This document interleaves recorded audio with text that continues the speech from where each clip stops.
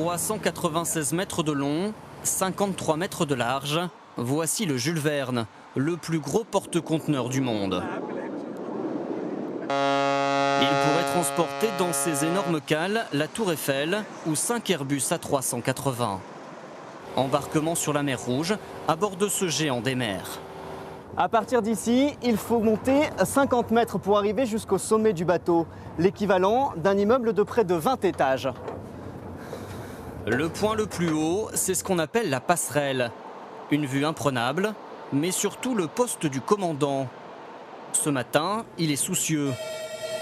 Car le bateau, parti il y a un mois de Corée, s'engage pour la première fois dans un passage mythique, le canal de Suez.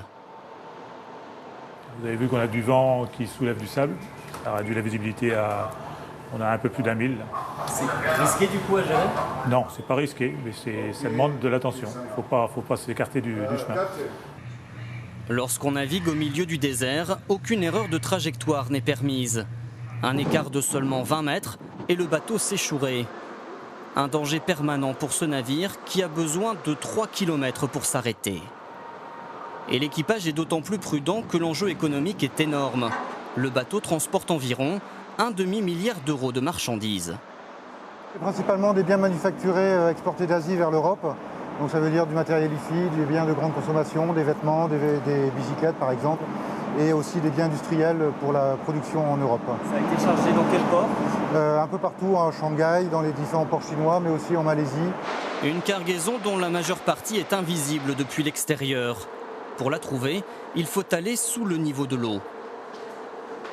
Alors nous sommes dans une cale, là, à l'intérieur de la coque du navire. C'est vraiment gigantesque. On peut charger 11 hauteurs de conteneurs, comme vous pouvez le voir, donc l'équivalent de 11 étages. Plus 9 autres étages en surface. Au total, 16 000 conteneurs. Un bateau gigantesque, car il a été commandé en 2007, avant la crise. Depuis, les échanges internationaux ont connu un sérieux coup de frein. Mais le propriétaire du bateau affirme s'y retrouver. Avec ce navire, il transporte plus de marchandises en dépensant autant de fioul que pour un bateau plus petit. Pour un trajet, cela représente tout de même 9000 tonnes de fioul, environ 250 000 pleins pour une voiture. Le tout à une vitesse soutenue. Le bateau avance actuellement à 24 nœuds, soit près de 45 km/h. Pour atteindre cette vitesse, l'hélice effectue près d'une centaine de tours chaque minute. Et pour faire tourner cette hélice, un moteur hors norme.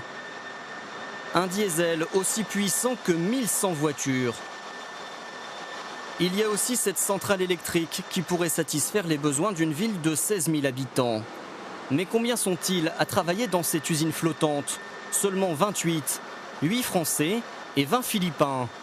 Deux groupes qui prennent leur dîner séparément et qui occupent leur temps de façon très différente. Les Français retournent vite dans leur cabine.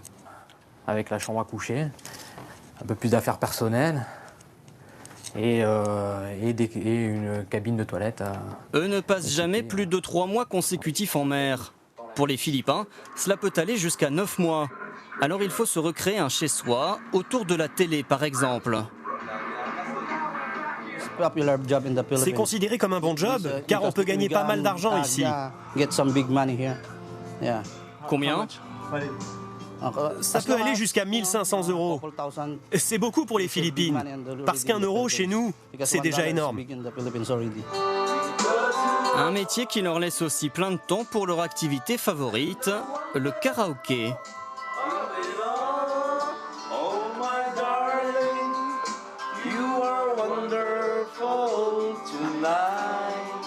Le lendemain matin, l'escale suivante est en vue, Malte.